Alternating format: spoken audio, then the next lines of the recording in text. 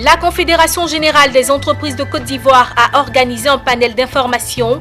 Les procédures de licenciement pour motif économique étaient au cœur des interventions. Et puis l'INADES Formation lance la campagne Conscience alimentaire avec Didier Drogba pour ambassadeur. Cette campagne vise à éveiller les consciences sur le droit à une alimentation saine et adaptée. Bienvenue à toutes et à toutes, Madame, Monsieur, vous suivez le journal. À l'occasion des matinales de la CGECI, la Confédération générale des entreprises de Côte d'Ivoire a abrité un panel autour du licenciement collectif pour motif économique. La rencontre a vu la participation des chefs d'entreprise, de quelques employés, mais également de l'inspection du travail. Le compte-rendu d'Ismaël Doza, commenté par Daniel Kodio. Pour licencier son personnel, l'employeur a l'obligation de suivre des procédures particulières. Celles-ci ont été partagées avec les membres de la Confédération générale des entreprises de Côte d'Ivoire à l'occasion des matinales de la CGECI. Les échanges se déroulent autour de comment comprendre et mettre en œuvre le licenciement collectif pour motif économique. Il en ressort que le licenciement collectif pour motif économique repose entre autres sur la mutation technologique, la restructuration et les difficultés d'ordre économique qui peuvent compromettre l'équilibre de l'entreprise. Il y a une procédure bien particulière quand il s'agit de licencier plus d'un travailleur. C'est-à-dire à partir de 2 travailleurs, il y a une procédure qui tient compte d'un schéma bien particulier. Et le schéma, c'est quoi? L'employeur qui envisage faire un licenciement économique pour motif économique a l'obligation d'organiser une réunion d'information et d'explication à laquelle doivent prendre part les délégués du personnel et l'inspecteur du travail, bien entendu, puisque la réunion se tient chez lui. Mais bien avant cette réunion, l'employeur qui veut initier la procédure a l'obligation de constituer un dossier. Un dossier retracé dans les 4 points, c'est-à-dire les causes, les critères, la liste du personnel à licencier et pour terminer la date de licenciement. Ce dossier est communiqué 15 jours au moins avant la réunion d'information et d'explication au délégué du personnel, à l'inspecteur du travail et au Conseil national du dialogue social pour avis et propositions. Le licenciement pour motif économique annonce par moments des incompréhensions et des mésententes. À ce sujet, Kwadio Ama, présidente du tribunal du travail, invite les 2 parties au dialogue. Nous sommes en matière sociale et en matière sociale, le législateur privilégie le dialogue. Le dialogue entre les parties.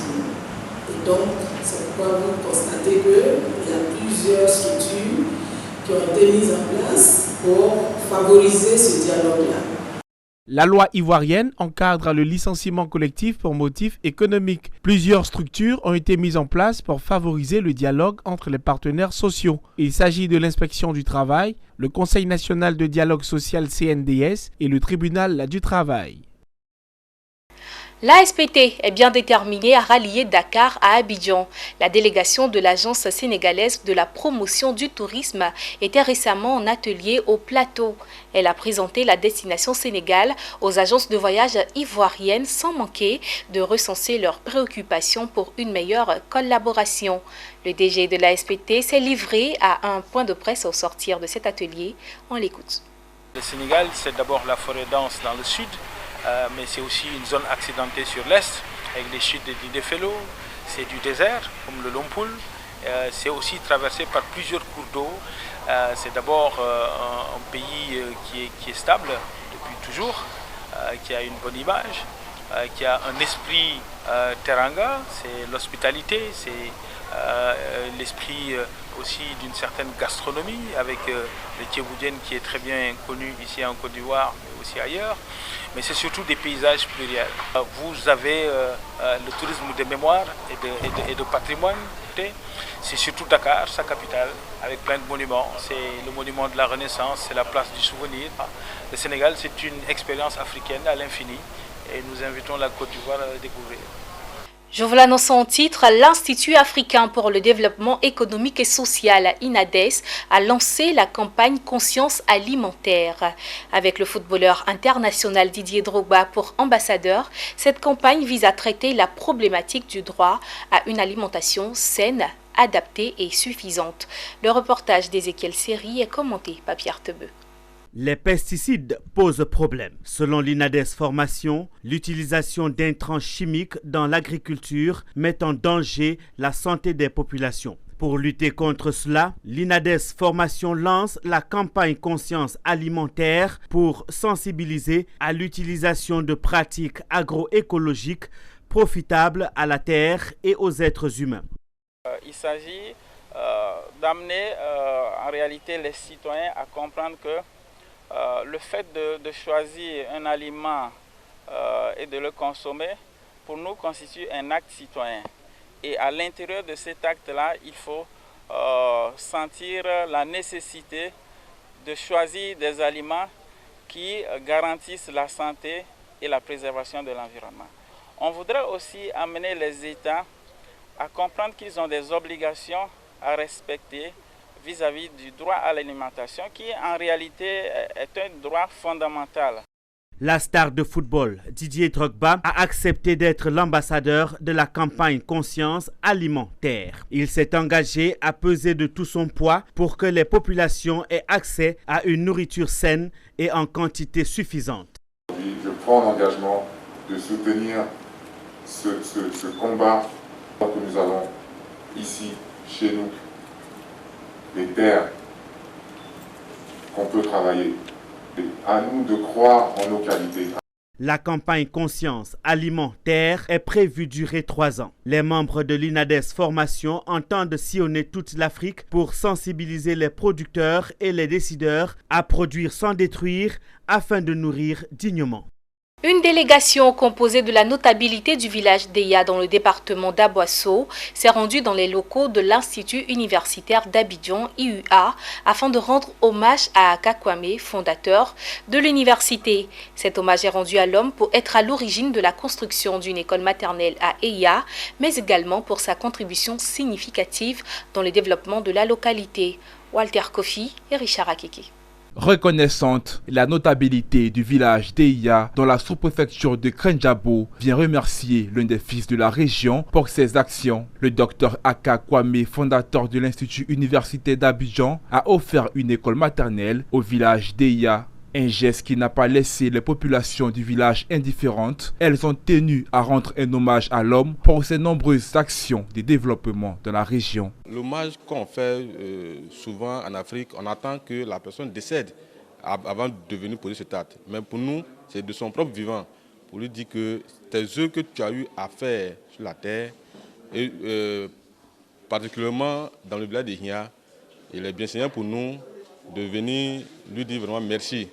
Aujourd'hui, il nous a construit une école maternelle de 32 mètres de long, 11 mètres de large, c'est-à-dire une maternelle complète avec des toilettes et un bureau, 3 salles de classe. Et toutes les salles sont vraiment ventilées.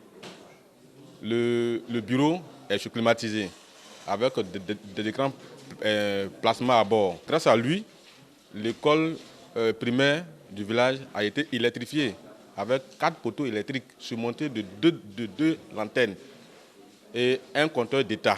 Pour le docteur Aka Kwame, adepte de l'école pour tous, créer des bases solides pour une éducation convenable est un investissement sûr pour le développement du pays. Vous savez que dans le domaine du développement, il y a un des aspects important qui est celui de l'éducation pour tous. On parle d'universalisation de l'éducation de base. Et l'éducation de base commence avec la maternelle. Donc à partir de l'âge de 3 ans, les enfants doivent aller à l'école pour leur éveil. Et dans nos villages, il y a très peu d'écoles maternelles. Et c'est pourquoi j'ai choisi, dans les actions que je voulais conduire en tant que député suppléant, d'investir dans ce domaine-là. La délégation retourne satisfaite, mais a émis le souhait de bénéficier d'aide pour la création d'activités rémunératrices pour les femmes du village d'Eya, un village situé à une vingtaine de kilomètres d'Aboisseau. L'Union des villes et communes de Côte d'Ivoire, UVICOSI, a récemment signé une convention avec l'entreprise 16.net Technologies. Le but du partenariat est de doter toutes les mairies du pays d'une connexion Internet haut débit satellitaire. Le commentaire de Daniel Kodjo. Les collectivités territoriales reconnaissent la nécessité de passer au numérique. À Aboisseau, le ministre Danho Paulin, président de l'Union des villes et communes de Côte d'Ivoire, UVICOSI, estime que ce projet de digitalisation contribue au système de bonne gouvernance. En réalité, les collectivités territoriales seront dotées de connexions haut débit satellitaires disponibles sur tous les appareils connectés. Une innovation possible grâce au partenariat scellé entre l'UVICOSI et l'entreprise 16.net Technologies, exécuteur du projet. C'est vrai qu'il faut attendre des ressources de l'État, mais il faut faire preuve d'imagination, d'ingéniosité pour servir nos collectivités. Imaginez-vous que vous offrez une Wi-Fi zone à Dabakala.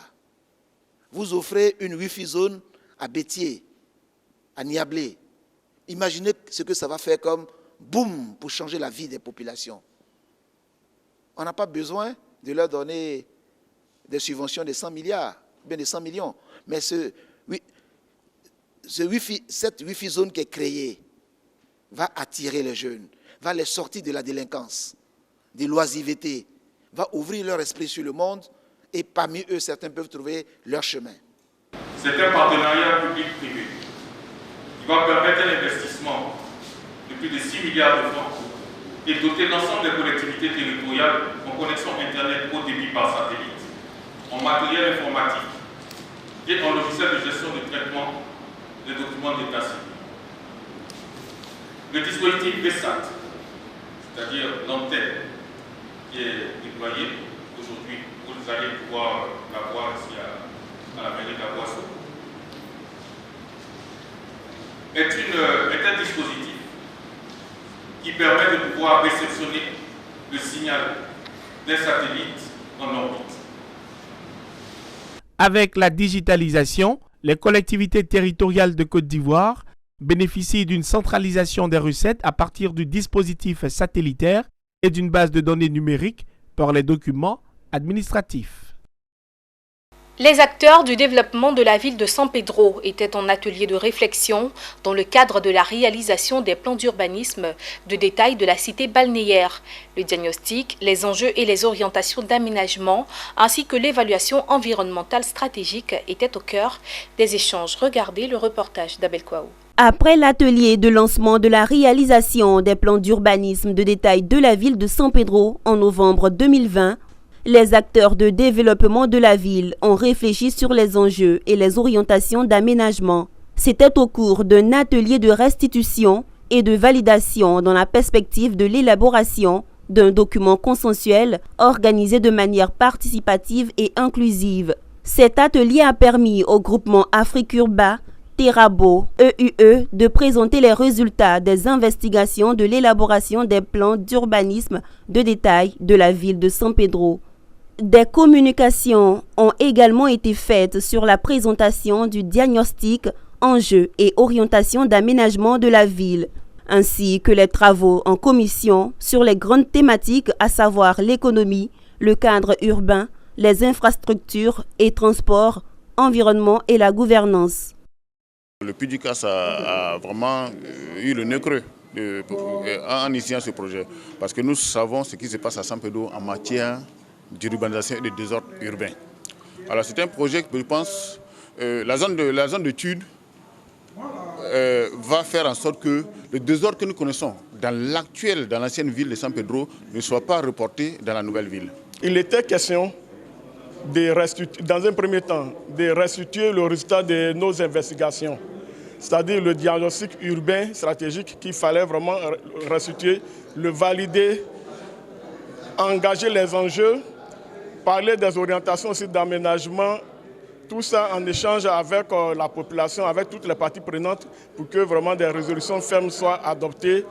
Pour Félix Anoblé, maire de la commune de San Pedro, cet atelier de restitution et de validation permettra de donner une nouvelle vision à la commune de San Pedro pour le bien-être des populations. San Pedro a évolué à un moment donné sans maîtriser son urbanisation, ce qui a donné lieu donc à de nombreux quartiers précaires et même à des quartiers désorganisés. L'objectif, c'est de réussir donc à trouver des solutions à travers des réflexions bien faites sur une projection à long terme, pouvoir donc mettre en place une nouvelle ville qui est plus organisée et qui offrira donc aux populations un bien-être et un mieux-être, une vie meilleure. Les zones urbaines sont aujourd'hui les principaux laboratoires où se développent les nouvelles stratégies, politiques et initiatives visant à faire de la culture et de la créativité un moteur de développement durable. C'est ce que les élus locaux de San Pedro s'attellent à faire à travers cet atelier de restitution. On se rend maintenant à Bondoukou, dans le nord-est de la Côte d'Ivoire, où s'est tenue la 2e édition de la Grande Nuit des artistes de la musique et de la culture du Gontougo. À cette occasion, les artisans de Bondoukou ont bénéficié de matériel de travail. L'initiative est de la jeunesse consciente de Bondoukou. Le reportage d'Anissé Kouadio. Remise de casse pour les coiffeuses, machine à coudre pour les couturiers et couturières, tondeuse pour les coiffeurs, brouette, pelle et matériel de travail pour les maçons, palan pour les mécaniciens, machettes et autres produits pour les planteurs et bien d'autres dons aux chefs et aux femmes pour l'épanouissement de leur famille. Ce sont des gestes de la jeunesse consciente de Bondoukou avec à sa tête Anzoumana Ouattara qui veut contribuer au bien-être des familles, permettre aux jeunes de se prendre en charge par le travail. Chers jeunes, nos pères, nos mamans ont beaucoup fait pour nous.